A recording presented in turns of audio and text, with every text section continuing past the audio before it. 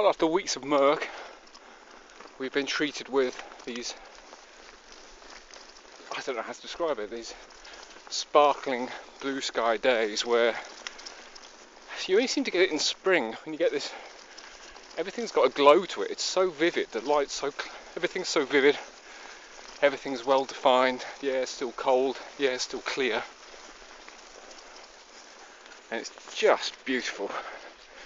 As you can see, West Lomond still has a fair bit of snow from last week.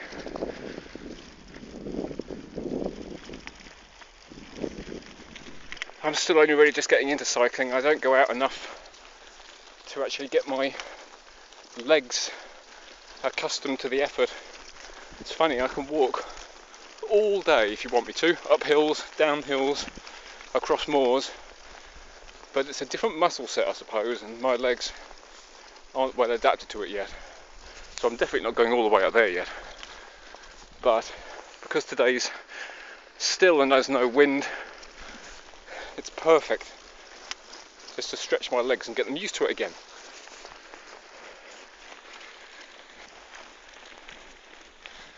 Somebody lent me this bike when I started making noises saying I quite fancy getting into riding again. And when I say again, it's because I've not tried cycling for, oh god, 15, 20 years I think, when I was at school. And I just assumed it'd be quite easy, but it's funny, when I first started going out, I tried to just go for rides that I knew to be flat because I'd walked there and I knew that the trails didn't really go up or down. But it's funny how even the ground that in your head you think is flat, when you're actually riding on it, you don't notice those inclines when you're walking, and it's painfully apparent when you're riding just how steep supposedly flat ground is that you don't generally notice when you're walking.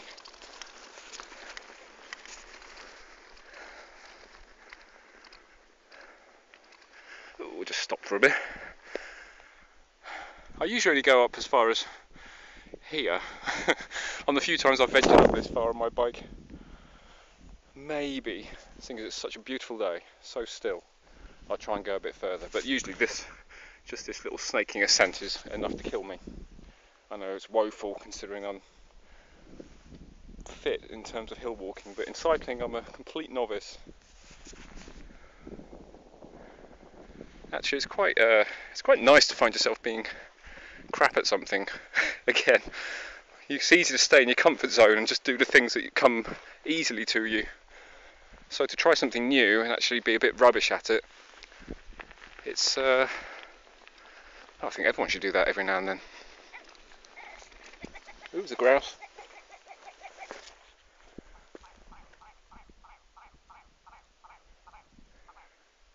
And good morning to you too. Right, I'm going to put you away now for the ascent. I need both hands.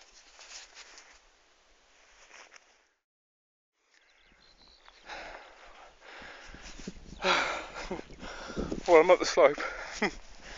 That's as far as I've ever come up West Lomond. Oh, I can hear skylarks. It's not even the end of February. I don't know if you can hear that or not.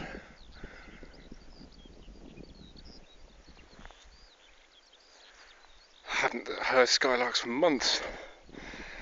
And just with this glorious weather the last few days, all of a sudden the skies are alive with their very, very distinct song.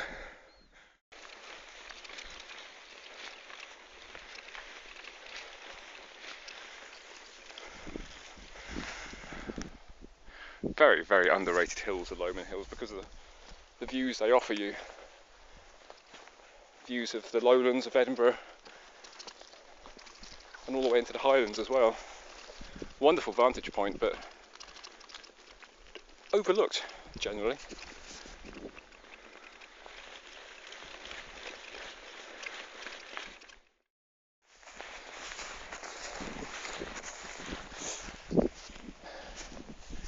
As you can see, I've swapped the bike for trusty feet.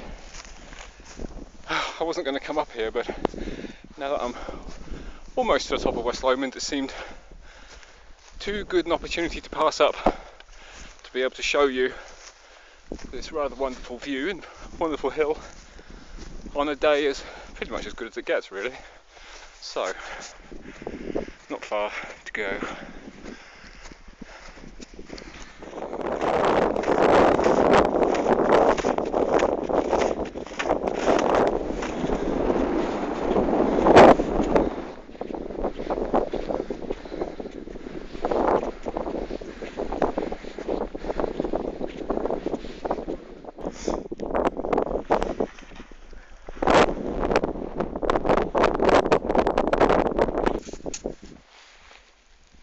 Up at the top of West Lomond, sat at a very uncomfortable position so that I can talk out of the wind. That's a summit, and it's got this, I'm assuming it's an urn of ashes there. That's been up there for months. I can't remember, there used to be a little label there saying clan somebody or other. I can't remember which one it was. That's gone, but the urn's still there. Over there, Loch Leven in Kinross.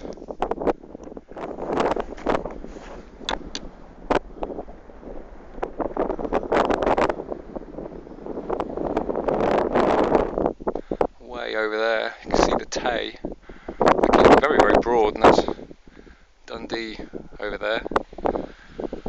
I can just see the suburbs of Perth over there. Over there is Ben Lawes. Where are you? There, popping up.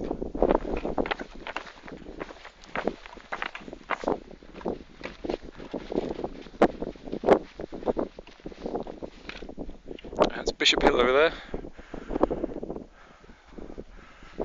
Oh, Loch Leven looks very still today. And over there, that's the Och Hills. And you can just see Ben Lomond sticking up.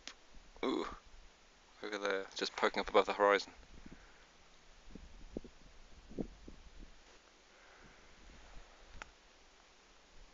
What a beautiful day.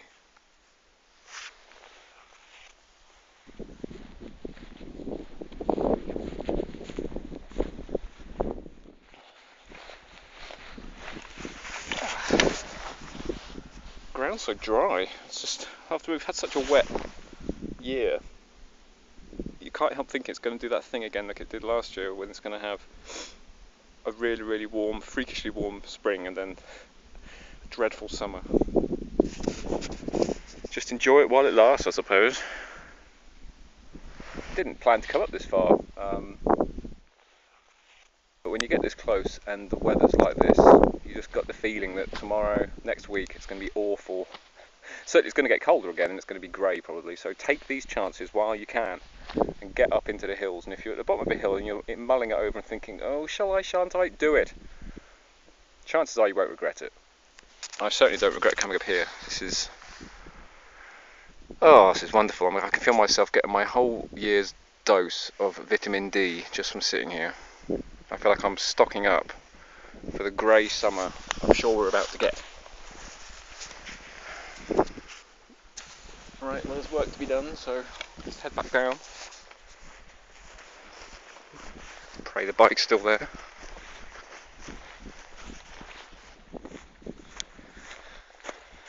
Yeah, these hills, the Lomond Hills, they're not big, they're not as expansive as the Pentlands are, for example, over by Edinburgh, but there's enough quiet corners away from the honeypots, of which this is one, to keep anyone busy, anyone who wants to go exploring.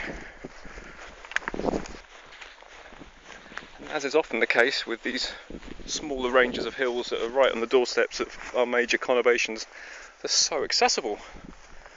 There's so many points of access from the road that goes down by Scotland Well down there to Falkland, which is a beautiful, beautiful village in itself and is worth visiting, or even from Glenrothes. The points of access are so easy.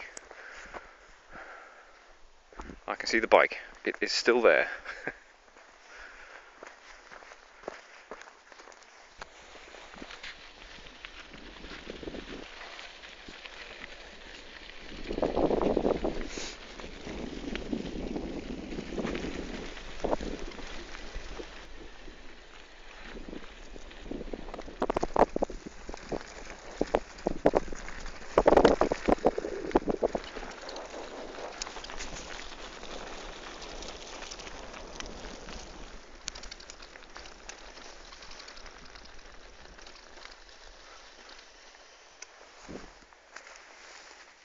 Well, it may be sunny and very warm in the sunshine, but winter's still clinging on.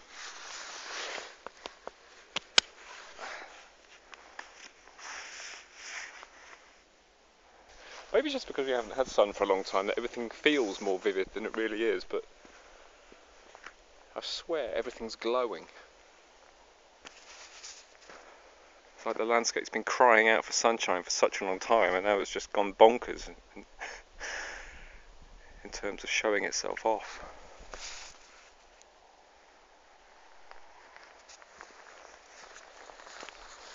Alright, final stretch.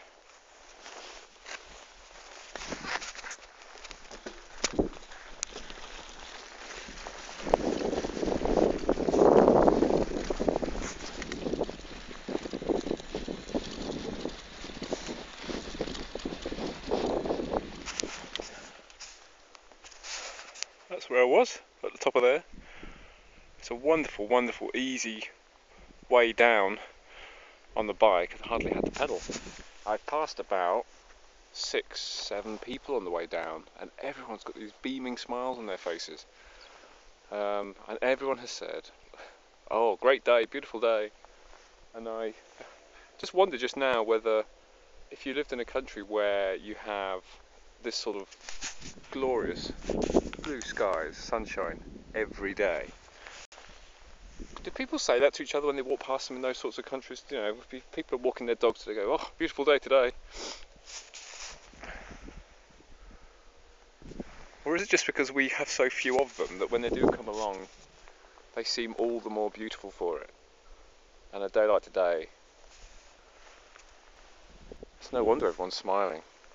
I'm sure if you have a nice, lovely climate where you have sunshine every day, people are probably smiling anyway. But I think because we don't get it all the time, people appreciate it more. And that's why I think you do get all these people saying, "Oh, what a beautiful day," when they walk past you. Because they haven't seen one for such a long time and they've forgotten what a beautiful day actually looks like. But it is a beautiful day, there's no denying. I shall just take one last look at West Lomond over there before I disappear down into that little trench towards East Lomond.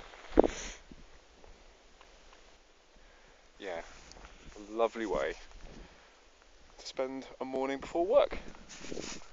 Oh, so lucky.